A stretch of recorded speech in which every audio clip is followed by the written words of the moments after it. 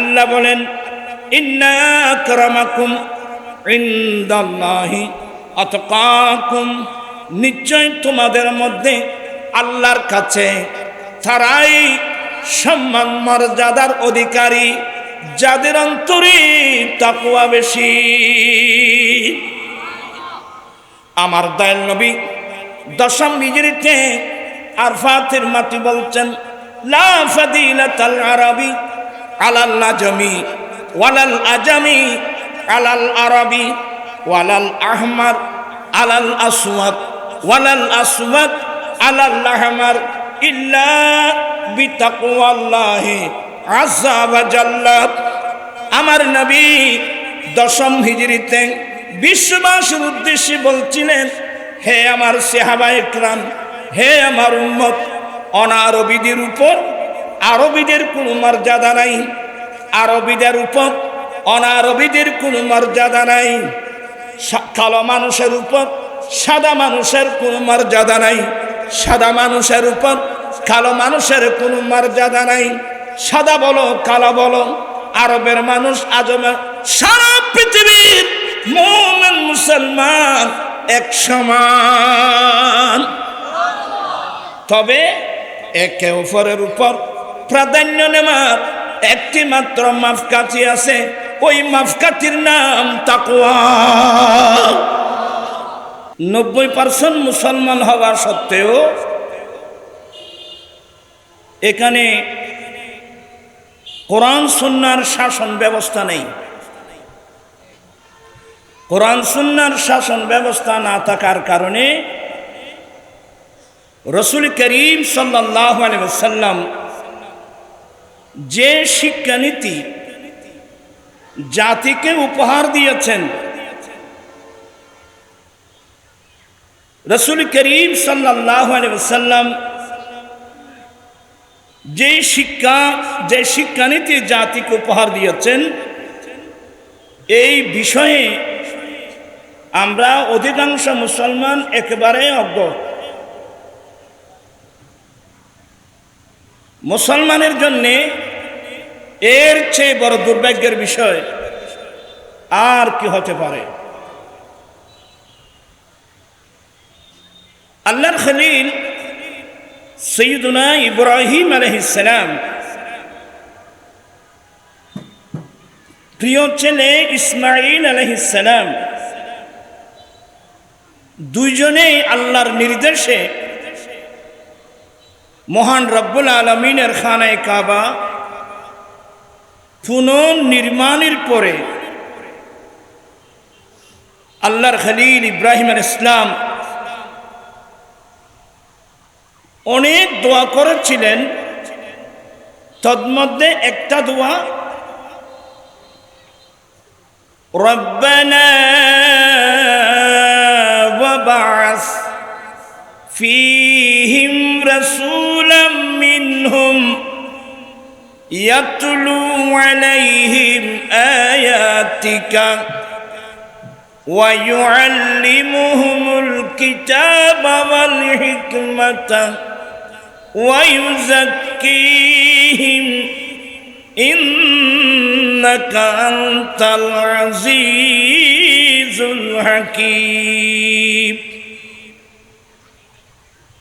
আল্লাহর খলিল ইব্রাহিম আলাইহিস সালাম আল্লাহর কাছে দোয়া করেছিলেন, মালিক মওলা, তাদের মধ্য থেকে তাদের কাছে এমন একজন রাসূল প্রেরণ করো, যে রাসূল তাদের কাছে তোমার আয়াত তিলাওয়াত করবেন, যে রাসূল তাদের কাছে, যে রাসূল তাদেরকে কিতাবের তালিম দিবেন। আল্লাহর খলিল দোয়া করেছেন, সে রাসূল তাদেরকে কিতাবের তালিম দিবেন। কিসের? মনোযোগ আছে? সে রাসূল তাদেরকে কিতাবের তালিম দিবেন। ওয়াল হিকমাতা, যে রসুল তাদেরকে হিকমত শিখাবেন, ওয়ায়ুযাক্কিহিম, যে রসুল তাদের অন্তর পরিষ্কার করে দেবেন। উচ্চস্বরে বলুন সুবহানাল্লাহ। আল্লাহর খলিল এমন একজন রসুলের জন্য দোয়া করেছিলেন, আয় আল্লাহ তুমি তাদের মধ্য থেকে তাদের কাছে এমন একজন রসুল প্রেরণ করো, যে রসুল তাদের কাছে তোমার আয়াত তিলাওয়াত করবেন, কিতাবের তালিম দিবেন। এখানে কিতাব বলতে ওই রসুল বলতে কোন রসুল? আমার নবী এক সময় পরিচয় দিয়েছেন, হে আমার উম্মত, আমি কোন রসুল তোমরা জানো? আনা দাওয়াতু ইব্রাহিম আলাইহিস সালাম। আল্লাহর খলিল ইব্রাহিম আলাইহিস সালাম যে রসুলের জন্য দোয়া করেছিলেন, আমি হলাম সে রসুল। তা আমার নবী তো সে রসুল, বিদায় তিনি যে কিতাবের তালিম দিবেন, সেই কোন কিতাব? স্পষ্ট হয়ে গেল আমার নবীর উপর যে কোরআনে মজিদ নাযিল হয়েছে, এই কিতাবের তালিম দিবেন। কিসের তালিম? কোরআনে পাকের তালিম দিবেন, হিকমত শিখাবেন, ইলমুল হালাল ইলমুল হারাম শিক্ষা দিবেন। তার এক মানে ইলমুল ফিকহ, ইসলামী আইন শিখাবেন। তার এক মানে হিকমত বিজ্ঞান শিখাবেন। ওয়ায়ুযাক্কিহিম, এবং তাদের অন্তর পরিষ্কার করে দেবেন। চিৎকার দিয়ে বলুন না সুবহানাল্লাহ। রাসূল করিম সাল্লাল্লাহু আলাইহি সাল্লাম যে কিতাবের তালিম দিয়েছেন, যে শিক্ষানীতি বিশ্ববাসীকে উপহার দিয়েছেন, আজকের সেই শিক্ষানীতি কি আছে? কথা বলছেন না কেন? এই যে কোরআন শরীফের আয়াতগুলো, এগুলো বুঝতে হবে। এগুলো বোঝার জন্যে আজকে আমরা যে সমাজে আসলাম, এক সময় রাজা মহারাজারা পর্যন্ত এই নিজেও কোরআন সুন্নাহর জ্ঞান অর্জন করতেন, নিজের ছেলে মেয়েদেরকেও কোরআন সুন্নাহর তালিম দিতেন। কিন্তু ব্রিটিশ এসে আমাদেরকে তো একেবারে ধ্বংস করে দিয়েছে। ব্রিটিশ এসে এই দেশের কিছু প্রভাবশালী মানুষকে হাত করে শিক্ষা ব্যবস্থাকে দুভাবে ভাগ করে ফেলল। কোরআন সুন্নাহর শিক্ষা, যেটা মুসলমানের মৌলিক শিক্ষা, আমি কি কথা বোঝাতে পারছি? কোরআন সুন্নাহর শিক্ষা মুসলমানের কি মৌলিক শিক্ষা, জাতীয় মৌলিক শিক্ষা। এই শিক্ষাকে বানাই দিল প্রাইভেট শিক্ষা।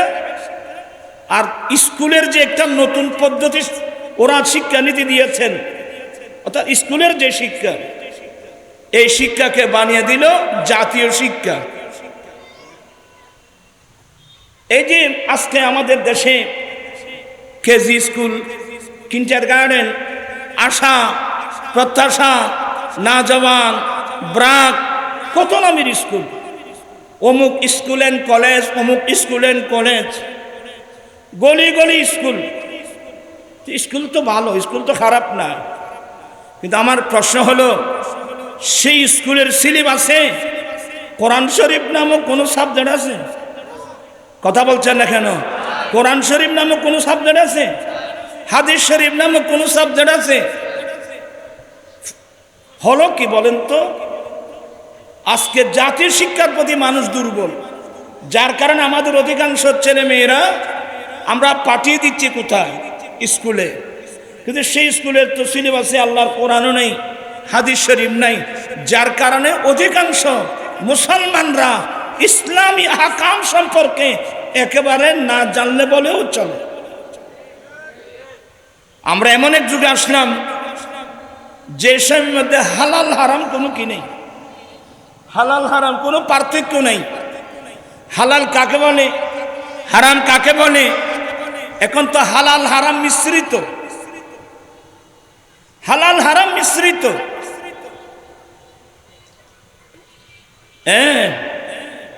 এমন একটা সময় ছিল গরিব মিসকিন কাঙ্গাল অসহায় মানুষকে মানুষের হক দিত না। ইয়াদউল ইয়াতীম, যারা এতিম ছিল, এতিম বলা হয় যেই ছেলের বাবা মারা গিয়েছে, যেই ছেলের বাবা অপ্রাপ্ত বয়স্ক অবস্থায়, নাবালেগ অবস্থায় যে ছেলের বাবা মারা গিয়েছে, ওই ছেলেদেরকে কি বলা হয়? এতিম বলা হয়। আপনারা খুব মনোযোগ সহকারে শুনবেন। যে ছেলের বাবা ছেলেদের অর্থাৎ শৈশবকালে ছেলেরা এখনো বালেগ হয় নাই, প্রাপ্ত বয়স্ক হয় নাই। আর আমাদের হানফি মাযহাব মোতাবেক ছেলে বালেগ হবে কখন? যখন ছেলের বয়স 14 বছর পেরিয়ে 15 বছরে পড়ছে, ওই সময় ছেলেটা কি হবে? বালেগ হবে। ছেলে যদি বালেগ হয় তাকে কিন্তু এখন এতিম বলা যাবে না। আপনি এতিম বলা হবে কখন? বালেগ হওয়ার আগে। এখন আমাদের দেশে অনেক মানুষ এক ছেলের বাবা হয়ে গেছে, অনেক সময় আমাদেরকে এসে বলছে, হুজুর আমি এতিম তো। সে কিন্তু 2 ছেলের বাপ হয়ে গেছে। বলে, হুজুর আমি এতিম তো। তুমি কোন এতিম? বলে, আমার বাবা নাই। একটা ভুল ধারণা মানুষের। এজন্য মাসলা মনে রাখবেন, এতিম বলা হবে ছেলেটা বালেগ হওয়ার আগে। সেই ছেলের বাবা যদি কি হয়? মারা যায়, তাকে কি বলা হয়? এতিম বলা হয়। তো আরবস্থানে এতিমদেরকে হক দিত না, এতিমদেরকে ধাক্কা দিয়ে তাড়িয়ে দিত, এতিমদেরকে ধাক্কা দিয়ে তাড়িয়ে দিত। মনে রাখবেন, কোন মানুষ যদি কোনো এতিম ছেলেকে ধাক্কা দিয়ে বের করে দাও, 1 নম্বর আঘাত পাবে আমার দয়াল নবী। কেন? আমার দয়াল নবী তো কি ছিলেন? এতিম ছিলেন। অতএব যে মানুষ একদম এতিম বাচ্চার মাথার উপর হাত বুলিয়ে দিল, সে আমার দয়াল নবীর উপর হাত বুলিয়ে দিল, মানে সে আমার দয়াল নবীর অন্তর খুশি করে ফেলল।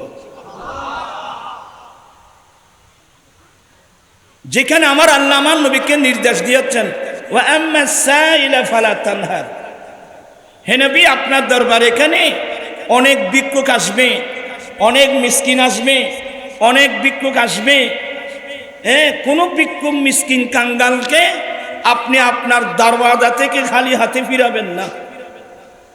যার কারণে আমার নবীর দরবার এমন, যেই দরবারে কি বন্ধু কি শত্রু, কি বন্ধু কি শত্রু আমার নবীর দরওয়াজা থেকে কোনোদিন খালি হাতে ফিরে যায় নাই। একজন শায়ের সুন্দর করে বলছেন, ইয়ে দরবারে মুস্তফা হে ইহাঁ আপনों का क्या कहना, यहाँ से हाथ खाली गैर भी जा या नहीं करते। চিৎকার দিয়ে বলুন না সুবহানাল্লাহ। আমার নবীর দরবার এমন একটা দরবার, যে দরওয়াজা থেকে আপনজনের কি কথা, কোন শত্রু পর্যন্ত কোনোদিন খালি হাতে ফিরে যায় নাই। চিৎকার দিয়ে বলুন না সুবহানাল্লাহ। আমার ভাইরা, এই যে এতিম ছেলে, আরবের ওই যুগে এমন কিছু মানুষ ছিল, ছেলে বাচ্চা যখন এতিম অবস্থায় মারা গেল, তো তার চাচা আছে, তার জেঠা আছে, তার আরো আপনজন আছে না, এগুলো অনেকেই নিয়ত খারাপ, এই এতিমদেরকে তার আয়ত্তে নিয়ে আসলো। তো এতিম যখন তার আয়ত্তে নিয়ে আসলো, তার নিয়ন্ত্রণে নিয়ে আসলো, ওই ছেলের বাবা যে সম্পদগুলো, ওই ছেলের বাবা যে সম্পদগুলো রেখে গেছে, এই ছেলেটা এতিম হলেও তো এই সম্পদের ওয়ারিস। তখন ওরা কি করতো, এগুলো আমাদের দেশে আছে। তো যেহেতু চাচা যখন তার কাফালতের দায়িত্ব নিয়ে নিল, অনেকে আল্লাহর ওয়াস্তে, আল্লাহকে খুশি করার জন্য, এতিমকে লালন পালন করার জন্য ওরা দায়িত্ব নিত। আরো অনেকের নিয়ত হলো আমি ছেলেটাকে অত্যন্ত সে এতিম, তার বাবার রেখে যাওয়া অনেক সম্পদ আছে, এই সম্পদটা আমি এই সুযোগে আমার নিয়ন্ত্রণে নিয়ে আসলাম। কথা বুঝতেছেন? সে নিয়ন্ত্রণ নিয়ে এসে ওরা কি করত, ওই তার সম্পদের সাথে এতিমের সম্পদগুলো মিশ্রিত করে ওরা খেয়ে ফেলতো।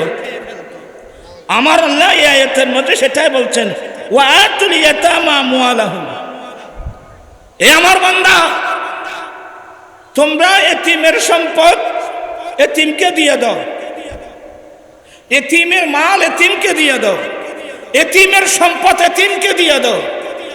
আরে বর্তমান সমাজে এতিম না বাবা, বর্তমান সমাজে তো অনেক ভাই আছে বোনের সম্পদ দেয় না। কথা বলছেন না কেন আপনারা? অনেক ভাই আছে, আর এগুলোতে এতিমের হাত কথা বলা হচ্ছে। বর্তমানে এমন সময় চলে গেল অনেক ভাই নিজের বোনের সম্পদ দেয় না, অনেক ভাই শক্তি ব্যবহার করে ভাইয়ের সম্পদ ইয়ে করে রেখে দিচ্ছে। অর্থাৎ হালাল হারাম কোনো কি নেই, হালাল হারাম কিন্তু হালাল হারাম।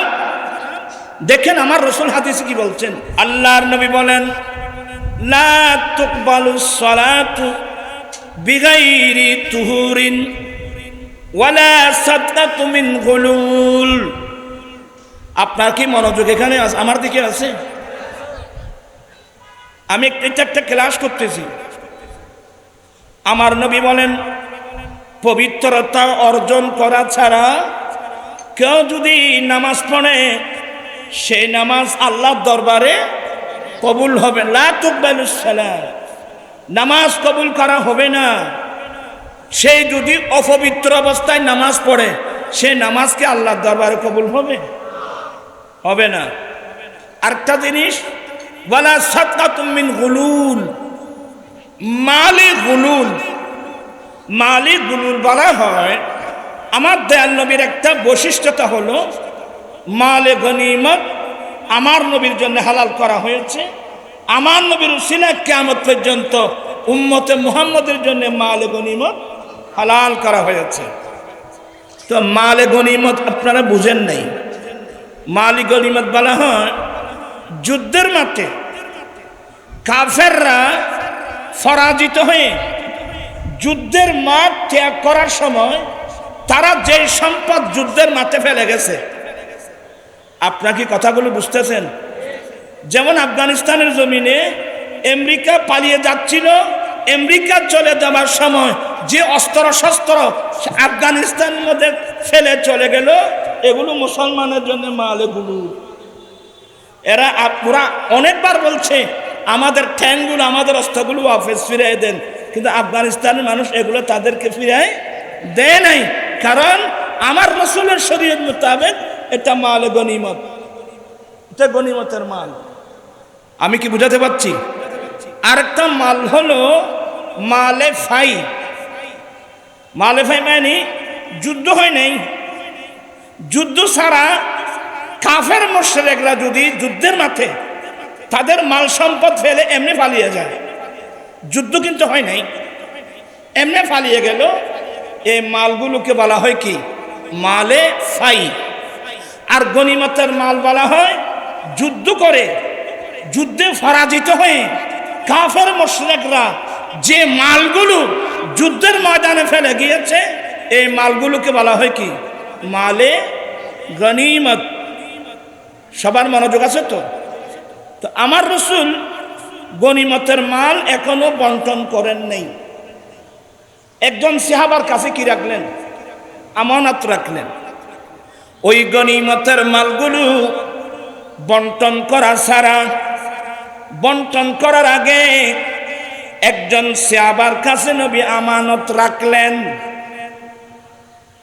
তো এই মালটা ওই সাহাবার জন্য মালে গুলুল কি? অথচ এই মাল গনিমতের মালের একটা অংশ, এই সাহাবার একটা অংশ এখানে আছে। তো কেউ যদি বলে যে এখানে তো আমার একটা অংশ আছে, আমি চাইলে এখান থেকে কি করতে পারবো? আমি দান করতে পারবো। যেমন শরিকদারি পুকুর আছে, এখানে অনেক শরিকদারি পুকুর আছে না?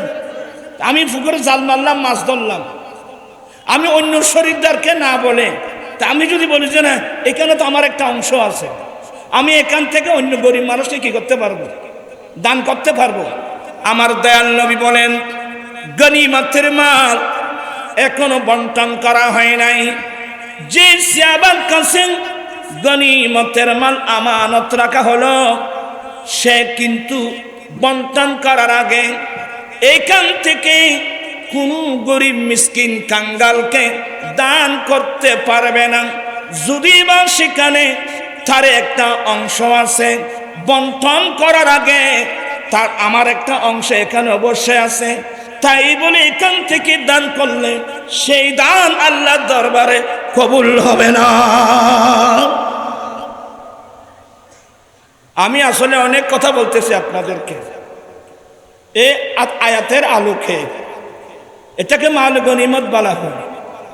তো ওই যে আল্লাহ বলেন ওয়ালা ওয়া আতুল ইয়াতামা আমওয়ালাহুম, এতিমদের মালগুলো তাদের কাছে কি করা হোক, তাদেরকে বুঝিয়ে দাও, তাদের কাছে ওয়াপিস ফিরিয়ে দাও।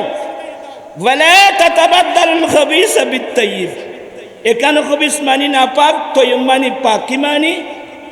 এই যার যে যেটা এতিমকে তার কফালতে নিয়েছেন, তার মালগুলো এটা তার জন্য তৈয়ব মাল, কিন্তু তার মালের সাথে এই এতিমের মাল মিশ্রিত করে তোমরা এতিমের মালগুলো তোমরা পরিবর্তন করতে পারবে না।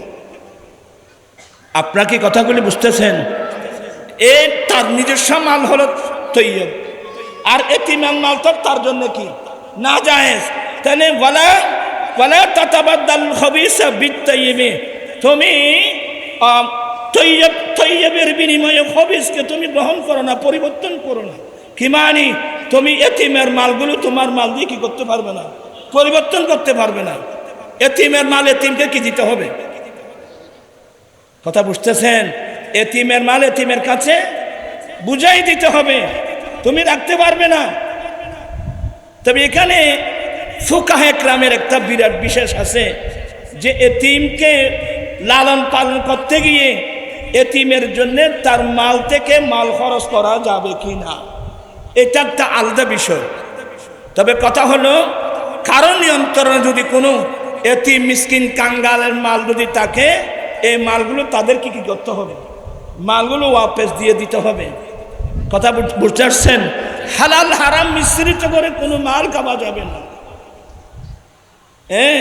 এই যে আল্লাহর কোরআনের বিধান আহকাম, এগুলো একেবারে স্পষ্ট।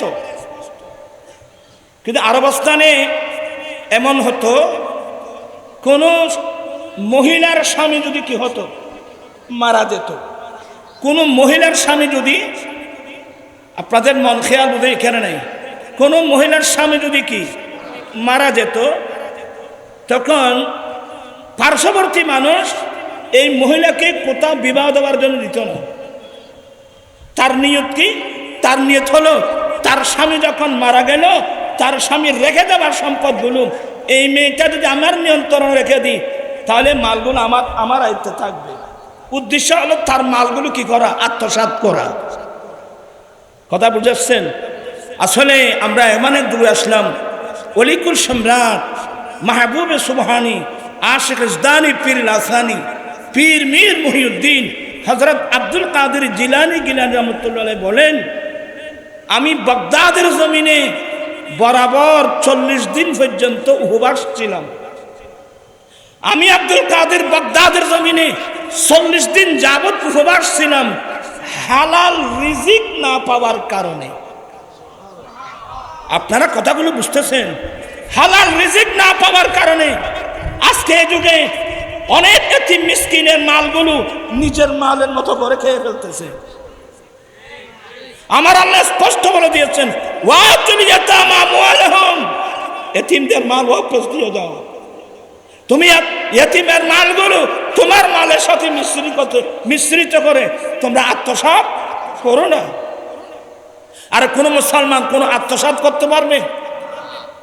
লাইসা মিন্না মান গাসসা, এই আয়াতের উপর কতগুলো হাদিস আছে জানেন আমার ভাইরা? লাইসা মিন্না মান গাসসা, যেই ব্যক্তি আমার উম্মতের মাল আত্মসাৎ করবে, কোয়ালিটির মধ্যে মালের কোয়ালিটি পরিবর্তন করে ফেলবে। এক সময় দেখা যেত দুধের সাথে পানি মিশ্রিয়ে দিত, দুধের সাথে, এখনো আছে নাকি? দুধ এখনো আছে। দুধের সাথে পানি কি করত? মিশ্রিত করত। কথা বুঝছেন?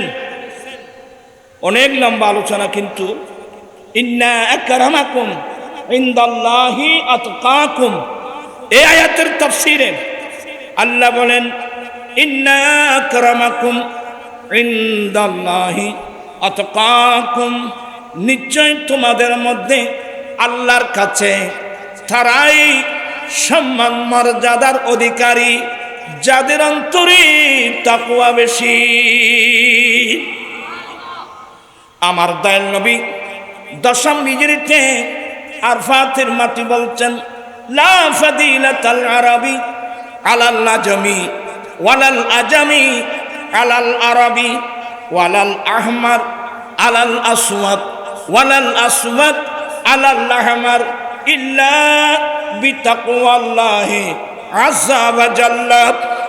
আমার নবী দশম হিজরিতে বিশ্ববাসীর উদ্দেশ্যে বলছিলেন, হে আমার সাহাবায়ে কেরাম, হে আমার উম্মত, অনারবীদের উপর আরবীদের কোনো মর্যাদা নাই, আরবীদের উপর অনারবীদের কোনো মর্যাদা নাই, কালো মানুষের উপর সাদা মানুষের কোনো মর্যাদা নাই, সাদা মানুষের উপর কালো মানুষের কোনো মর্যাদা নাই। সাদা বলো কালো বলো, আরবের মানুষ আজমের, সারা পৃথিবীর মুমিন মুসলমান এক সমান। তবে একে অপরের উপর প্রাধান্য নেওয়ার একটি মাত্র মাপকাঠি আছে, ওই মাপকাঠির নাম তাকওয়া।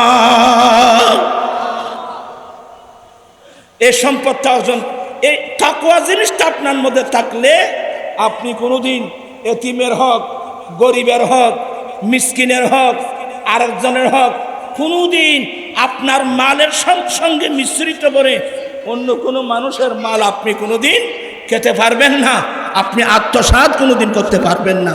এটা আমাদের জন্য বড় বিপদ হয়ে দাঁড়াবে, ঠিক কিনা ভাইয়েরা আমার? কত সুন্দর করে করে আল্লাহ কোরআন শরীফে আহকামগুলো বর্ণনা করেছেন, আমার রাসূল উম্মতদেরকে এগুলো বর্ণনা করেছেন। সবচেয়ে বড় সম্পদের নাম কি? তাকওয়া। উঁচু নিচু নাই বিদবেদ, সব সমান ভুল প্রভেদ, আদম হাওয়া হতে পয়দা, আদম হাওয়া হতে পয়দা, এই শরণ রাখি এখন মধু বাণী নিয়ে, এখন মধু বাণী নিয়ে বিশ্বজাহান তারই রূপে মেলল আবার। সারা পৃথিবীর মানুষ, সাদা কালা ও আরবের মানুষ আজমের মানুষ, এক কথায় বর্ণের বৈষম্যতা, আইনের বৈষম্যতা এক সময় পৃথিবীর জমিনে ছিল। আমার দয়াল নবী বর্ণের বৈষম্যতা, আইনের বৈষম্যতা উৎখাত করে সাম্যনীতি বিশ্ববাসীকে উপহার দিয়েছেন নবী মুহাম্মদ রাসূলুল্লাহ সাল্লাল্লাহু আলাইহি ওয়াসাল্লাম। চিৎকার দিয়ে বলুন না সুবহানাল্লাহ। আমার রাসূল দুনিয়া থেকে যাওয়ার সময় উম্মতের হাতে কোরআন শরীফটা উঠিয়ে দিলেন, উম্মত আমি যাচ্ছি, ওয়া আনা তারিকুম ফিকুম মুসতাকিনাইন, আমি তোমাদের কাছে মহামূল্যবান দুটো সম্পদ রেখে যাচ্ছি। এই দুই সম্পদকে তোমরা আঁকড়িয়ে ধরলে তোমরা কখনো পথভ্রষ্ট হবে না। আফওয়ালাহুমা কিতাব, এক নম্বর আল্লাহর কিতাব, ফিহিল হুদা ওয়ান নূর, তোমরা তোমাদের ব্যক্তিগত জীবন, পারিবারিক জীবন, সমাজ জীবন, রাষ্ট্রীয় জীবন, সমাজনীতি, অর্থনীতি, রাষ্ট্রনীতি, বাণিজ্য নীতি, পররাষ্ট্রনীতি, এক কথায় জন্মলগ্ন থেকে মৃত্যুকাল পর্যন্ত তোমরা কি করবে না করবে যাবতীয় বিষয় হেদায়েত করবে এই কিতাব চিৎকার দিয়ে বলুন না সুবহানাল্লাহ। অনেক সময় চোখের পানি আসে, কিয়ামতের মাঠে আমরা নবীর সামনে কিভাবে মুখ দেখাবো। আর আরেকটা হলো আমি নবীর সুন্নত। তিরমিজির রওয়ায়াত মোতাবেক ওয়া ইতরাতি আহলে বাইতি, দ্বিতীয় নম্বর আমি নবীর আহলে বাইত। আমরা এই কোরআন শরীফকে ধরে রাখতে পেরেছি। হযরত ফারুক আজম রাদিয়াল্লাহু তাআলা আনহু একদিন আমার নবীর কাছে পারমিশন চেয়েছিল, নবী গো, আমি একটা ইনজিল কিতাব পেয়েছি, এটাও তো একটা আসমানি কিতাব, আল্লাহর কিতাব, তো হুজুর আমি কি একটু পড়ে দেখতে পারবো? রাসূল করিম সাল্লাল্লাহু আলাইহি ওয়াসাল্লাম বলছেন, ওমর, তোমার জন্য আল্লাহর কোরআন যথেষ্ট নয় কি? তোমার জন্য আল্লাহর কোরআন যথেষ্ট নয় কি? এবার শিক্ষিত মানুষ সবাই আপনারা নিজেরাই বিচার করুন। কোরআন শরীফ থাকতে আল্লাহর কিতাব মানুষের বানানো বই পুস্তক না, আল্লাহর কিতাব ইনজিল কিতাব যেটা ঈসা আলাইহিস সালামের উপর নাযিল করেছিল, সেই কিতাবটা পড়ার পারমিশন আমার রাসূল দেয় নাই। যেখানে অন্য আসমানি কিতাব কোরআন শরীফ থাকতে অন্য আসমানি কিতাব পড়ার পারমিশন দেয় নাই, সে স্থলে বর্তমান বিশ্বের মুসলমানরা এই কোরআন বাদ দিয়ে আশেপাশে মানুষের বই পুস্তক বুকে নিয়ে জীবন কাটাচ্ছে। কিয়ামতের মাঠে তার অবস্থা কি হবে? আমার জীবন মরণ সাজাবো মাদানী রঙে, আমার জীবন মরণ সেই রঙে রঙিন হলে আল্লাহ রাসূল থাকবে আমার সঙ্গে। আমার জীবন মরণ, আমার জীবন আমার মরণ আমি সাজাবো মাদানী রং দিয়ে। মাদানী রং অর্থ হলো আমার দয়াল নবীর সুন্নত দিয়ে।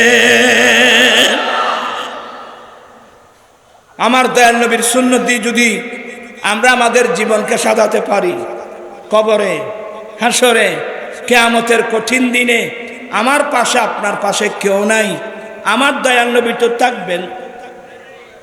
কি বিরক্ত হচ্ছেন বোধহয়?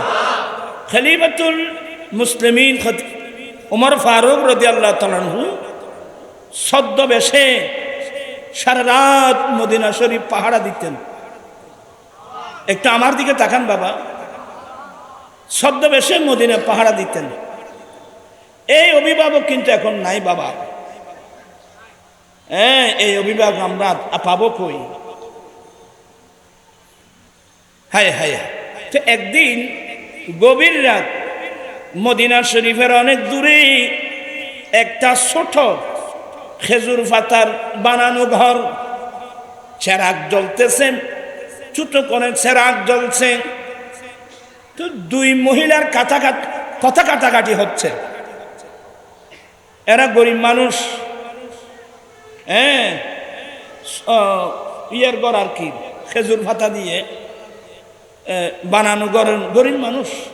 ওরা মা এবং মেয়ে, এরা গোয়ালিনী, এরা দুধ বিক্রি করে করে সংসারটা চালায়। তো গভীর রাত, আপনারা আমার দিকে তাকান, গভীর রাত মা মেয়ের কথা কাটাকাটি। মেয়ে বলতেছে, মা আমরা যেখানে যেখানে দুধ দিই, আজকে তো দুধ কম পাওয়া গেল, তো দুধ যখন কম পাওয়া গেল মা, আগামীকাল আমরা তাদেরকে দুধ থেকে দেব। আমাদের চট্টগ্রামে দুধ রুজ দেওয়ার কথা বলে, এটা শব্দটা ব্যবহার কত ডেলি। আমরা যেখানে যেখানে দুধ দিই, তো দুধ তো কম পাওয়া গেল মা, আগামীকাল দুধ কিভাবে দেব? তো মা বলতেছে, আরে পাগলি, দুধ কম পাওয়া গেলে সমস্যাটা কি? দুধের সাথে পানি মিশিয়ে দেয়। আমরা ছোটবেলা দেখতাম চট্টগ্রামের বাসা, আরে আর মা জানো হচ্ছে ঘুমে ফা দুধ আনতু, কিরি দুধ আজিয়ে এলে ফাইন্য কই, দুধ পানি দিয়ে দিল না, খোদা শোন একবার পানি নিয়ে দি, তো ফাইন্য কই হয়তো আদে গায়ে গরু খেসা খের বেশি নেই ইবলিস তো লাগা আছে মানে কি কথা বলবে শিখাই দিচ্ছে নাউজুবিল্লাহ বলবেন না তো এখানে হলো কি মেয়ে বলছে মা আজকে তো দুধ কম পাওয়া গেল আগামীকাল আমরা দুধ যাদেরকে দুধ থেকে দেব আরে ভাগলি আরে মেয়ে দুধ কম পাওয়া গেলে কি সমস্যা দুধের সাথে পানি মিশিয়ে দাও এখানে যেভাবে নিজের মালের সাথে এতিমের সাথে নিজের মাল মিশ্রিত করে একই কথা একই তাফসীর তো হলো কি মেয়ে বলছে মা কি বলছেন দুধের সাথে পানি মিশ্রিত করব আপনি জানেন না এটা খলিফাতুল মুসলিমিনের রাজ্য এটা ফারুক আজমের রাজ্য এখানে ধোঁকাবাজি করার কোনো সুযোগ নাই দুধের সাথে পানি মিশ্রিত করা পানির সাথে দুধ মিশ্রিত করা বেজাল করার কোনো সুযোগ তো মা বলতেছে আরে বাবা এত রাত্রে ফারুক আজম দেখতেছে উনি কিন্তু শুনতেছেন সব কথাগুলো শুনতেছেন এত রাত্রে ফারুক আজম দেখতেছে মেয়ে বলে মা ফারুক আজম দেখতেছে না ফারুক আজম দেখার প্রয়োজন নাই আল্লাহ তো দেখতেছে মা এটার নাম তাকওয়া এটা অর্জন করতে পারলে আপনি গরিবের হক এতিমের হক মিসকিনের হক ফরের হক মিশ্রিত করে আত্মসাৎ করে কোনোদিন খেতে পারবেন না এটা আগুন আগুন আগুন আপনি আগুন কাঁপছেন মেয়ের কথা শুনে মাথা সব স্তব্ধ হয়ে গেল মা এটা ফারুক আজম দেখার দরকার তো নেই আল্লাহ তো দেখতেছে ফারুক আজম খুশি হলেন চলে গেলেন বাসায় ফজরের নামাজ শেষে লোক পাঠিয়ে দিলেন লোকেশন বলে দিলেন অমুক জায়গায় একটা ছোট ঘর আছে সেখানে মা মেয়ে দুইজন এদেরকে নিয়ে আসো এমনি তো গরিব মানুষ সকালবেলা সরকারি কোনো মানুষ আসলে ওরা তো দুনিয়া তার থাকার কথা না হায় আল্লাহ কোন দুষ করলাম কোন অপরাধ করলাম বলে আপনাদেরকে খলিফাতুল মুসলিমিন ফারুক আজম আপনাদেরকে ডাকতেছেন ওরা তো এমনি গরিব মানুষ গোয়ালেনি দুনিয়াতে নাই কোন দুষ করলাম আল্লাহ জানে দুজন গেলেন ফারুক আজম মেহমানদারি করলেন কারণ আমার রসুলের দরবার মেহমানদারি তো এরা দেখছেন নবীর আমার নবীর বৈশিষ্ট্যতার মধ্যে একটা বিশেষত্ব অতঃপরে দায়ের মেহমানদারি করা অনেক বিধর্মীরা কলমা পরে মুসলমান হয়েছে আমার নবীর দরবারের মেহমানদারি দেখে আজকাল তো সে মেহমানদারি আমরা কজনে শিখছি আমার নবী মেহমানদারি আহকাম বর্ণনা করছেন উত্তম মেহমানদারি একদিন এক রাত বেশির মধ্যে 3 দিন একজন সাহাবা বলে হুজুর 7 দিন পর্যন্ত থাকতে গেলে বলে আমার সাহাবা তোমার আত্মীয় তোমার সামনে লজ্জা পাক এটা তুমি পছন্দ করো না ইয়া রাসূলুল্লাহ বলে তাহলে তুমি 3 দিনের চেয়ে বেশি দেখো না আমার নবী মেহমানদারির আহকাম পর্যন্ত শিক্ষা দিয়েছেন সুবহানাল্লাহ ওয়া বিহামদিহি আর একটা কথা একজন ইহুদি নবীর দরবারের মেহমান হলো এখান থেকে একদম আপনার দরওয়াজায় যদি কোন মেহমান আসে সে মিসকিন সে মুসলিম হোক সে অমুসলিম হোক সে যে কেউ হোক আমার নবীর শিক্ষা হলো এদেরকে মেহমানদেরকে কি করা মেহমানদারি করা তো বেলাল বলেন নবী গো একজন ইহুদি মেহমান হলো তাকে কি দেব এখানে আরেকটা মশলা মনে রাখবেন আমার নবী বলেন মোমেন সেই ব্যক্তি নিজের জন্য যেটা পছন্দ করে সেটা যদি আরেকজনের জন্য পছন্দ করে সে সত্যিকার মোমেন আমরা গরু গোশত মনে করেন আমরা গরু মাংস দিয়ে খানা খাওয়া পছন্দ করি কিন্তু কোনো কর্মচারী যদি আমরা নিয়ে আসি এদেরকে আমরা একটু গরুর মাংস দিয়ে খাওয়াই না কি দিয়ে খাওয়া যায় এই সূর্যমরিচ দিয়ে খাওয়াই ওদেরই মূলা শাক সূর্যমরিচ আপনি মোমেন না আপনি মোমেন না ইসলামের বিধান।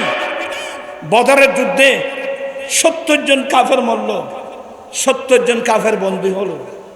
এখনো যারা বন্দী হয়েছে যুদ্ধবন্দী, এদের বিচার এখনো হয় নাই। আমার নবী ভাগ করে দিলেন। আবার সাথে সাথে নির্দেশ দিলেন, হে আমার মুজাহিদিন, তোমরা যুদ্ধবন্দীদের সাথে কি আচরণ করবা? তোমরা নিজেরাই যা খাবে তাদেরকে তা খাওয়াবে, তোমরা নিজেরাই যা পড়বে তাদেরকেও তা পড়াবে। সুবহানাল্লাহ বলছেন। এই আদর্শ কোথায় পাবেন? এখন তো দেখা যায় আদালতের মধ্যে আসামিকে নিয়ে যাচ্ছে, পুলিশরা একজন আসামিকে নিয়ে যাচ্ছে কোথায়? আদালতে। বিচার করবে কে? এগুলো লইয়ের জন্য বিচার করবে কে? বিচারক। কিন্তু আসামিকে আদালতের কাঠগড়ায় নেওয়ার আগে তাকে মারতে মারতে মারতে মারতে মেরে একেবারে ইয়ে করে ফেললো। এগুলো কি আইন? আমরা কোন দেশে বসবাস করতেছি? আমার নবীর আদর্শ শিখছেন। তুমি কি বিচারক? তুমি তার গায়ে হাত উঠালে কেন? তার বিচার করবে হাকিম, তুমি কেন তার গায়ে হাত উঠালে? একজন আসামিকে আদালতে নিয়ে যাচ্ছে, এখনো আদালতের কাঠগড়ায় যায় নাই। মতের মধ্যে কেউ ডিম মারতেছে, কেউ মারতেছে, কেউ জুতা মার। এগুলো কি? এগুলো কি? এগুলো তোমাকে কে শিক্ষা দিয়েছে? কিয়ামতের মাঠে নবীর সামনে মুখ দেখাতে পারবেন? তুমি কি বিচারক? এই শিক্ষা আজকে আমাদের মধ্যে নাই। আমরা যা ইচ্ছা তাই করতেছি। আলাইসাল্লাহু বিআহকামিল হাকিমিন, আল্লাহ বিচারকদের বিচারক নয় কি? সাবধান, সতর্ক। মুমিন কাকে বলে? আল্লাহর নবী বলেন, আল মুসলিমু মান সালিমাল মুসলিমুনা মিন লিসানিহি ওয়া ইয়াদিহি। সেই ব্যক্তি মুসলিম হওয়ার দাবি করতে পারবে যার মুখ এবং হাতের আঘাত থেকে আরেকজন মুসলমান নিরাপদ থাকবে। যার হাত এবং মুখের আঘাত থেকে আরেকজন মুসলমান নিরাপদ থাকবে, তাকে কি বলা হবে? মুসলমান বলা হবে। সেই মুসলমান দাবি করতে পারবে। এখন তো আমরা যে যুগে আসলাম, মইয়ত পর্যন্ত নিরাপদ নাই। কথা বলছেন না কেন? মৃত্যু মানুষ পর্যন্ত কি নেই? মৃত্যু মানুষ নিরাপদ নাই। মৃত্যু মানুষকে মৃত্যুর 15 দিন পরে কবর থেকে উঠাই তার ইচ্ছা মোতাবেক মারলো, আগুন দিয়ে জ্বালিয়ে ফেললো। নাউজুবিল্লাহ পড়ছেন? এগুলো ইসলামের কোন সম্পর্ক আছে?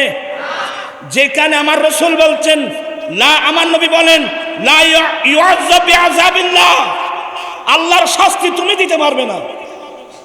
জাহান্নামের মধ্যে আগুন দিয়ে শাস্তি দেওয়া, এটা আল্লাহর বৈশিষ্ট্যতা। পৃথিবীর কোন মানুষ আরেকজনকে আগুন দিয়ে পুড়িয়ে শাস্তি দেওয়া কোন সুযোগ নাই, কোন পারমিশন নেই। হাত্তা নামলা, আরে মানুষ না, একটা পিঁপড়া পর্যন্ত আপনি আগুন দিয়ে জ্বালাতে পারবেন না। হিন্দুরা তাদের মানুষ মারা গেলে এরা হিন্দুদের লাশগুলো জ্বালায়, কিন্তু আমরা যদি কোন হিন্দুর লাশ যদি দফন করতে হয়, আমি কিন্তু জ্বালাতে পারবো না। যারা জ্বালিয়েছে এদেরকে তওবা করতে হবে। সে হিন্দু হোক, সে বৌদ্ধ হোক, সে জুম্মা হোক, চাকমা হোক, তাকে আগুনে জ্বালিয়ে মারার কোনো সুযোগ নেই। আমাদেরকে কোনো শক্তি দেওয়া হয় নাই, পারমিশন দেওয়া হয় নাই। আজকে আমাদের বাংলাদেশে এগুলো কি দেখতেছি? আল্লাহর নবী বলেন, আসলে কথাটা একটু লম্বা হয়ে গেল। আল্লাহর নবী বলেন, উযকুরু মুহাসানা মাউতাকুম, এ আমার উম্মত, তোমাদের কোনো ভাই বেরাদর মারা গেলে তোমরা মইয়তের মৃত্যু ব্যক্তির ভালো দিকগুলো আলোচনা করো। তোমাদের কোনো মানুষ যদি মারা যায়, তাদের ভালো দিকগুলো তোমরা আলোচনা করো। তাদের খারাপ সাইডগুলো তোমরা আলোচনা করবা না, কারণ তার বিচার তো তোমাদের হাতে না। মানুষ যদি মারা যায়, মনে করেন আমাদের একদম বাংলাদেশের মানুষ মারা গেল, জাজ কোর্ট, হাইকোর্ট, সুপ্রিম কোর্ট, কোর্টের কোনো অধিকার নাই মৃত ব্যক্তির বিচার করার। মানুষ মারা গেলে তার বিচার কার হাতে? কথা বলছে না, তার বিচার কার হাতে? আল্লাহর হাতে। এখন মানুষ কোথায় যাচ্ছে আমাকে বলেন তো? কবর থেকে মানুষ উঠায়, তাকে মারা, আগুন দিয়ে জ্বালিয়ে ফেলা। যারা কাজ করছে ওরা ঈমান হারা হয়ে গেছে, ওরা মুসলমানের কলঙ্ক, ওরা ইসলামের কলঙ্ক। আহলে সুন্নাত ওয়াল জামাত যে ইসলামের প্রচার করছে, এটা সত্যিকার ইসলামের আমরা প্রচার করছি। আপনি যে কোনো অপরাধ করবেন, ইসলামের নামে চালিয়ে দেবেন, এই দুঃখবাদীর জায়গা আপনি এখানের মধ্যে নাই। আমি যত বড় হই, আমি যা কিছু হই, আমি প্রায় 11টা হাদিস বের করেছি। যে কোনো মানুষকে, আচ্ছা আপনারা সবাই শিক্ষিত লোক, ইসলামের প্রথম যুদ্ধ কোন যুদ্ধ? বদরের যুদ্ধ। বদরের যুদ্ধ 70 জন কাফের মরল। 1 নম্বর আমাদের আবু জেহেল। এদের চেয়ে আল্লাহর বড় শত্রু, নবীর শত্রু আর ছিল? তো বদরের যুদ্ধের পরে আমার রাসূল মুজাহিদিনদেরকে নির্দেশ দিয়েছেন, এই কাফেরদের লাশগুলো বদরের একটা জায়গায়, খলিবে বদর নামক জায়গায়, একটা ডাস্টবিনের মতো জায়গা, তোমরা মাটির গর্ত খনন করে সে মাটির নিচে যাওয়া দিয়ে দাও। যদি এই কাফেরদের লাশ জ্বালানো, আল্লাহর শত্রু নবীর শত্রুর লাশ জ্বালানোর যদি পারমিশন থাকতো, তাহলে তো আমার রাসূল প্রথমে নির্দেশ দিচ্ছেন আবু জেহেলের লাশটা আগুন দিয়ে জ্বালিয়ে ফেলুন। কিন্তু কোন কাফেরদের লাশ জ্বালানোর পারমিশন আমার রাসূল দিয়েছেন? তো এখন আমাদের মধ্যে নতুন নতুন সিস্টেম করতে আসতেছে। তাওহীদি জনতা, ও যারা করছে এদের নাম কি? তাওহীদি জনতা। আমি কাউকে আক্রমণ করা আমার স্বভাব নেই, আমার আদর্শ নয়। আমাদের নাম হলো আমরা মুসলিম জনতা। কথা বলছেন এখানে? আমরা কোন জনতা? আমাদের নাম তাওহীদি জনতা বলার কোনো পারমিশন নেই। আছে? যেমন কোরআন শরীফ খুললে, এই তো কোরআন শরীফ সূরাতুল হজ খুললে পাবেন, মিল্লাতা আবিকুম ইব্রাহিম হুয়া সাম্মাকুমুল মুসলিমিন। কোরআন শরীফে আছে কি? তুমি বলছো কি? মিল্লাতা আবিকুম ইব্রাহিম, তোমাদের আব্বা ইব্রাহিম আলাইহিস সালামের মিল্লাত, তিনি তোমাদের নাম রাখছে মুসলমান। আমাদের নাম কি? আরেকজন আমাদের নাম কি? মিল্লাতা আবিকুম ইব্রাহিম হুয়া সাম্মাকুমুল মুসলিমিন, তিনি আমাদের নাম রাখছে কি? আর জোরে তোমরা, উনি আমাদের নাম রাখছেন। এই জন্য আমাদের ছেলেরা পাবলিসিটি করবে প্রিয় মুসলিম জনতা। কথা বুঝতেছে না মনে হয়? প্রিয়, আচ্ছা ইব্রাহিম আলাইহিস সালাম, এটা আমার নবী কি বলছেন? আল্লাহ বলেন, কুল ইন্না সালাতি ওয়া নুসুকি ওয়া মাহইয়ায়া ওয়া মামাতি লিল্লাহি রাব্বিল আলামিন লা শারীকা লাহু ওয়া বিযালিকা উমিরতু ওয়া আনা আফযালুল মুসলিমিন। আমার আল্লাহ রাসূল আপনি বলে দেন, নিশ্চয় আমার নামাজ, আমার কুরবানি, আমি নবীর হায়াত, আমি নবীর ইন্তেকাল, সবগুলো একমাত্র রব্বুল আলামিনের জন্য, লা শারীকা লাহু, যার কোনো অংশীদার নেই, ওয়া বিযালিকা উমিরতু, এই বিষয়ে আমাকে নির্দেশ দেওয়া হয়েছে, ওয়া আনা আফযালুল মুসলিমিন, আমি নবী হলাম সর্বপ্রথম মুসলমান। ইব্রাহিম আলাইহিস সালাম আমাদের নাম রাখছে মুসলমান, আমার নবী বলছেন আমি সর্বপ্রথম মুসলমান। অতএব আমাদের পাবলিসিটি হবে প্রিয় মুসলিম জনতা। কথা কি বললাম? প্রিয়। আর কে প্রিয়? তাওহীদি জনতা। তাওহীদি জনতা মুসলিম বললে এখানে তাওহীদও আছে, আমার রাসূলের রিসালাতও আছে। তাওহীদ বললে ওখানে রিসালাত নাই। বিশেষ করে স্কুল, কলেজ, ইউনিভার্সিটির ভাইদের কাছে আমি বিনয়ের সাথে বলবো, ইসলাম শব্দ ব্যবহার করলে ইসলাম হয় না, কোরআন সুন্নাহ মোতাবেক হতে হবে। আমি কি জিনিসটা বোঝাতে পারলাম? আমি একটু দূরে চলে আসলাম, আমি কষ্ট দিচ্ছি আপনাদেরকে, কথাটা একটু লম্বা হয়ে গেল। ফারুক আজম রাদিয়াল্লাহু তাআলা আনহু এই মা এবং মেয়ে দুজনকে ডেকে নিয়ে গেলেন। আমি এখান থেকে গিয়েছিলাম, আপনারা আমাকে একটু হেল্প করবেন, আমার স্মরণ শক্তি আগের মতো নাই। তো মেহমানদারি করলেন, এটা বলতেন মেহমানদারি। ওইখানে আরেকটা হাদিস বলতে চেয়েছিলাম, আমার নবীর দরবারে একজন ইহুদি মেহমান হলো। বেলাল বলেন, নবী গো, তাকে কি দেব? আমার নবী বলেন, তাকে ছাগলের দুধ দাও। কারণ আমার রাসূল নিজে ছাগলের দুধ পছন্দ করতেন, এর জন্য মেহমানকে দিতে বলছেন ছাগলের দুধ। আজ থেকে আমরা মশলা শিখলাম। আমি আমার পরিবার নিয়ে ঘরের মধ্যে মাংস দিয়ে, মাছ দিয়ে ভালো খাবার খাচ্ছি, আমার কোনো কর্মচারী থাকলেও তাকে একই খাবার দিতে হবে। কথা বলছেন না কেন? তাকে, আরে আপনি আরব স্থানে যান না, ওখানে একেবারে নাই বললেও হাজার হাজার কোটি টাকার মালিক একজন কর্মচারী আসছে, রফিক টান, রফিক টান, ইসলাম টান, কুল কুল, ফদ্দল ফদ্দল ফদ্দল কুল, এই আয় আয়, আসো আসো আসো, আমার পাশে বসো, আমার সঙ্গে একসাথে খাও। সেই দেশে এখনো পর্যন্ত এই সিস্টেমগুলো কি আছে? আর এক বর্তন থেকে খাওয়া, এটাও আছে। আর তো ইংরেজ হলে ইটের আড়ে বাজিলি তোকে বেড়াম ভাইবু। আমাদের বর্তনগুলো ব্রিটিশই করেছে কাজটা। এই ব্রিটিশ এসে আমাদের খাবার বর্তন কি করে ফেলছে। অথচ সুরুল মুমিনের সেবা, একজন মুমিনের জুতা অপর মুমিনের জন্য কি সেবা। একবার ফারুক আজমের আমলে চীনের একজন বড় ডাক্তার মদিনা শরীফের চেম্বার খুলে বসলো। 1 মাস হলো, 1 মাসের মধ্যে একটা রুগী পেল না। শেষ পর্যন্ত দোকান বন্ধ করে আমার নবীর কাছে গেলেন, যে ফারুক আজমের কাছে গেলেন, হুজুর, আমি ইরানের চীনের একজন ডাক্তার, আমি আমার দেশের মধ্যে রুগীদেরকে আমি সময় দিতে পারি না, মদিনা শরীফে এসে চেম্বার করে বসলাম, 1 মাস হয়ে গেল, একজন রুগীও নেই। ফারুক আজম বলছেন, এখানে তোমরা রুগী পাবে না, কারণ আমরা একসঙ্গে বসে খানা খাই, আমরা এক বর্তনে বসে খানা খাই। আমার জুতা অপর ভাইয়ে খাচ্ছে, অপর ভাইয়ের জুতা আমি খাচ্ছি। আমার রাসূল বলছেন, সুরুল মুমিনের সেবা, একজন মুমিনের জুতা অপর মুমিনের জন্য সেবা।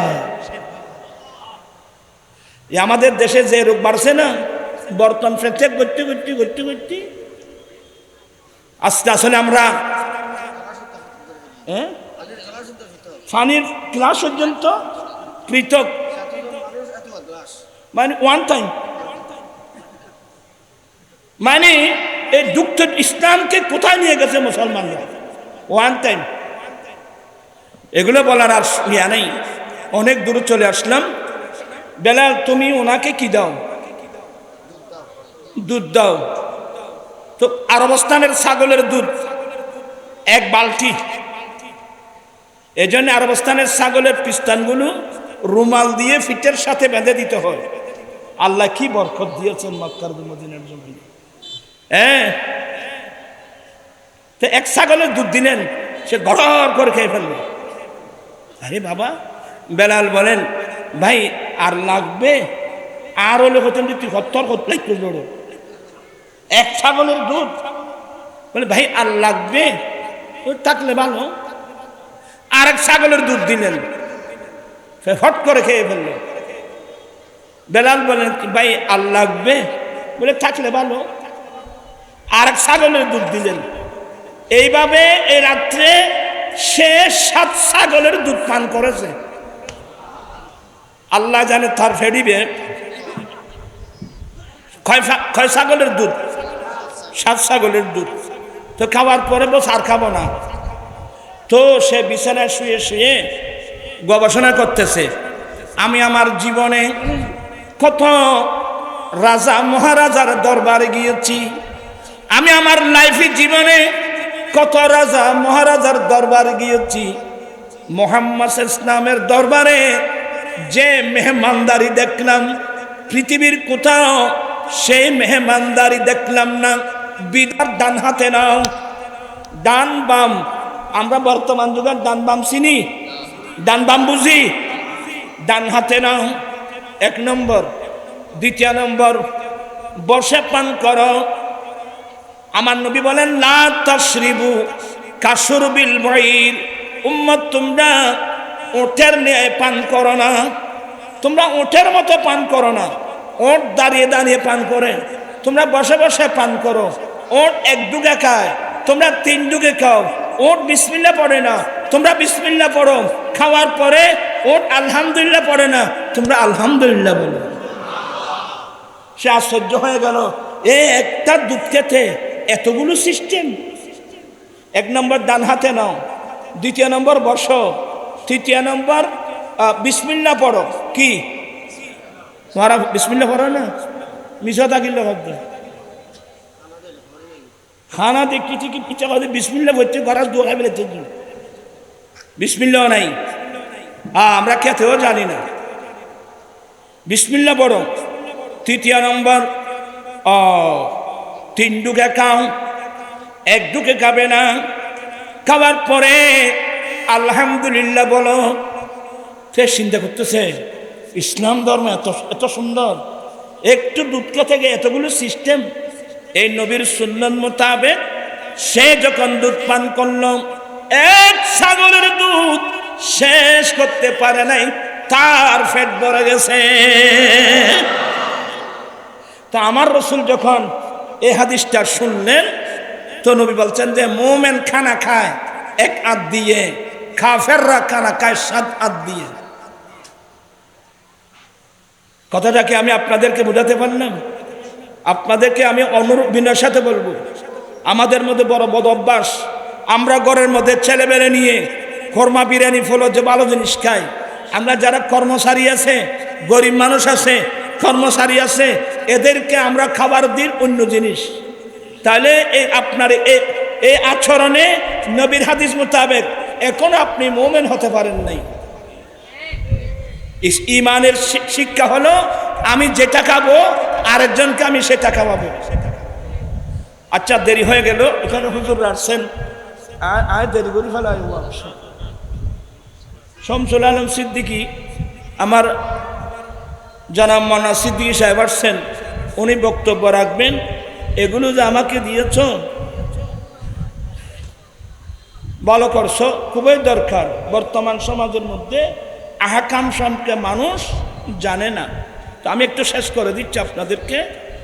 বলতে চেয়েছিলাম, ফারুক আজম বলছেন আপনাদের পরিচয়, বলে হুজুর আমি মা, এটা আমার কন্যা। আচ্ছা, ওদের ভয়ে কাঁপতেছে, বলে না না আপনারা কোনো আসামি না, আপনারা নিঃসন্দেহে নির্ভয়ে বলেন। বলে হুজুর আমি মা, এটা আমার কন্যা, আমরা গরিব মানুষ, আমরা দুধ বিক্রি করে করে চলি। ফারুক আজম বলেন শুনেন, গতকালকে আপনার মেয়ে বলছিল মা আজকে তো দুধ কম পাওয়া গেল, আগামীকাল আমরা যাদেরকে দুধ ডেলি রোজ দিই কোত্থেকে দেব?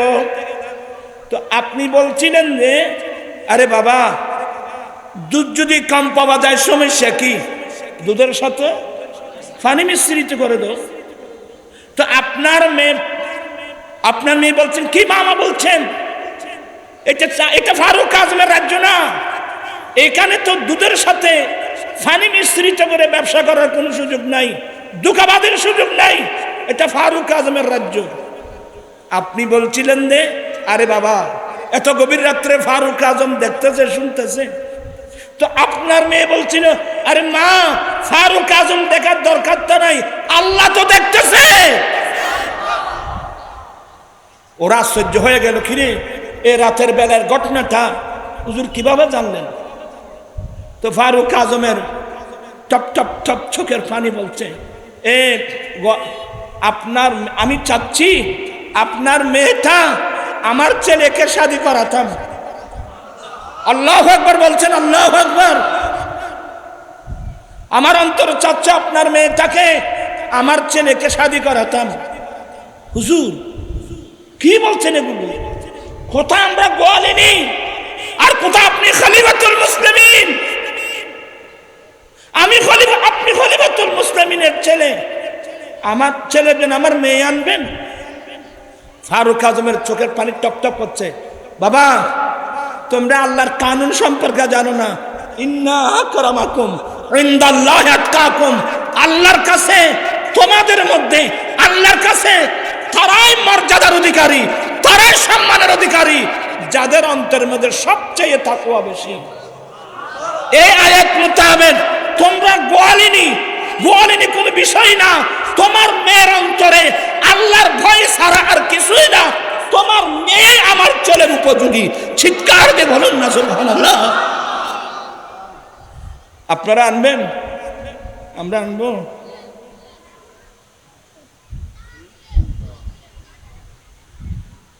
আমার মূল বক্তব্যটা কি?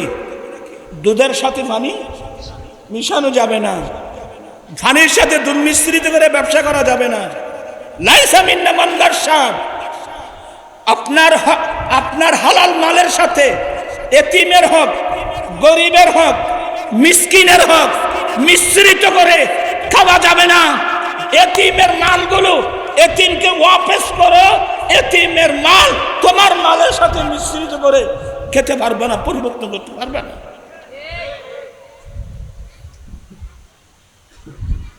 এভাবে আমি বলতে গেলে অনেক আলোচনা এসে যাবে। আয়াতের তাফসীর মানে অনেক লম্বা আলোচনা। ওয়ালা তাকুলু আমওয়ালাকুম ইলা আমওয়ালিকুম, তাদের মালগুলো তোমার মালের সাথে মিশ্রিত করে খেতে পারবে না। ওই যে বলছিলাম, আমার গোসে পাক বলেন, আমি বরাবর 40 দিন ঘুরে আসছিলাম হালাল রিজিক না পাওয়ার কারণে। হালাল রিজিক না পাওয়ার কারণে আমি আব্দুল কাদের বরাবর 40 দিন ঘুরে আসছিলাম। আর এই 40 দিন যাবত আমি গাছের গোটা এবং ফাতা খেয়ে খেয়ে জীবন বাঁচিয়েছিলাম। প্রাণ পীর সাহেব ভাইরা, এই কোরআন শরীফের সামান্য একটা আয়াতের অংশকে সামনে রেখে আমার বক্তব্য হলো, তাকওয়া অন্তরের মধ্যে আমরা তাকওয়া রাখতে হবে, আমরা হালাল খেতে হবে। কুলু মিনাত তাইয়্যিবাত, বান্দা তোমরা হালাল জিনিস খাও, তৈয়ব জিনিস খাও, হালাল জিনিস খাও। হারামের পাশেও কথা বলছেন না কেন? হারামের পাশেও। তা আমি এই বক্তব্যগুলো কোন যুগে রাখতেছি? যেই যুগে মানুষ সুদের মধ্যে ডুবা। কথা বলছেন এখন আপনারা? যেই যুগের মানুষ সুদের মধ্যে ডুবে গেছে, ঘুষ ছাড়া কোনো কাজ হয় না। বড় বড় অফিসার ঘুষ ছাড়া কোনো কাজ হচ্ছে না। সুদ, হায় হায় হায় হায়, আজকে কান্না আসে, চোখ দিয়ে কান্না আসে। আজকে আমাদের গ্রামের অধিকাংশ মহিলারা দরিদ্রকে সুযোগ মনে করে আজকে বিভিন্ন এনজিও সংস্থার কাছে গিয়ে, বিভিন্ন ওই যে গ্রামীণ ব্যাংকে গিয়ে সুদের উপর টাকা আনতেছে, ঋণ আনতেছে। এই কিস্তির টাকা পরিশোধ করতে না পারায় কত মেয়ে নিজের সতীত্ব হারিয়েছে, কত মেয়ে স্বামী হারা হয়েছে, কত মেয়ে বিটা বাড়ি হারা হয়েছে। আমি কি ভুল বলছি আপনাদেরকে বলেন? আল্লাহর নবী 10ম হিজরিতে কি বলছিলেন? ইন্না রিবাল জাহিলিয়া তাহাতা কদমাইয়া মওদু। উম্মত, জাহালত যুগের যত প্রকারের সুদপ্রথা, সমস্ত সুদপ্রথা আমি আমার পায়ের নিচে দফন করে দিলাম। আমার নবীর সুদপ্রথা দফন করে দিল। সুদের অর্থ হলো যার কাছে নাই তার থেকে নেওয়া, যার কাছে আছে তাকে দেওয়া। মানে বুঝেন নেই? একজন গরিব মানুষ বিপদে পড়ে একজন পয়সাওয়ালার দ্বারস্থ হলেন, চাচা আমাকে 50,000 টাকা দেন না, আমি 1 মাস পরে দিয়ে দেব। হ্যাঁ, 1 মাস 5,000 টাকা দেব, 1 মাস পরে তুই আমাকে কিন্তু 1200 টাকা দিতে হবে, 5,200 টাকা দিতে হবে, অথবা 5,500 টাকা দিতে হবে। এই ধরনের সমাজে হচ্ছে না? কথা বলছেন না কেন? অ্যাভেলেবেল। তাহলে এই গরিব মানুষ বিপদে পড়ে নিয়েছিল কত? 5,000 টাকা। তার থেকে নেওয়া হচ্ছে কত? 5,500। স্পেয়ার কত? 500। দিচ্ছে কে? গরিব। নিচ্ছে কে? পুঁজিপতি। এর চেয়ে মানবতা বিরোধী কাজ আর কি হতে পারে? কোথায় মানবতা? আরে ভাই, ইনসান তো হ্যাঁ, ইনসানিয়ত কাহা? মানুষ তো আছি, মানবতা কো? যে মানবতা বিশ্ববাসীকে শিখিয়ে দিয়েছেন আমার দয়াল নবী। আমার নবী কত সুন্দর সিস্টেম দিয়েছেন, যাকাত ভিত্তিক সুদ মুক্ত সমাজ ব্যবস্থা। যাকাত ভিত্তিক সুদ মুক্ত সমাজ ব্যবস্থা। আর আমরা সেই নবীর কলমা পড়ে পড়ে ও ইহুদি নাসারাকে সাথে কাঁধে কাঁধ মিলানোর জন্য আমরা করছি সুদ ভিত্তিক যাকাত মুক্ত। আল্লাহ রসুল দিয়েছেন যাকাত ভিত্তিক সুদ মুক্ত, আর এরা করছে সুদ ভিত্তিক যাকাত মুক্ত। তা আমি সহজ উত্তর দেব, যাকাত যদি না দেয় তাকে ধরে নেওয়ার জন্য কোনো পুলিশ আসবে? কিন্তু সুদ যদি না দেয় পুলিশ আসবে তো? কি মানে আমাদের দেশে সুদের গুরুত্ব, আমাদের দেশে যাকাতের কোনো গুরুত্ব নেই। নাউজুবিল্লাহ বলেন না? সাবধান, সতর্ক।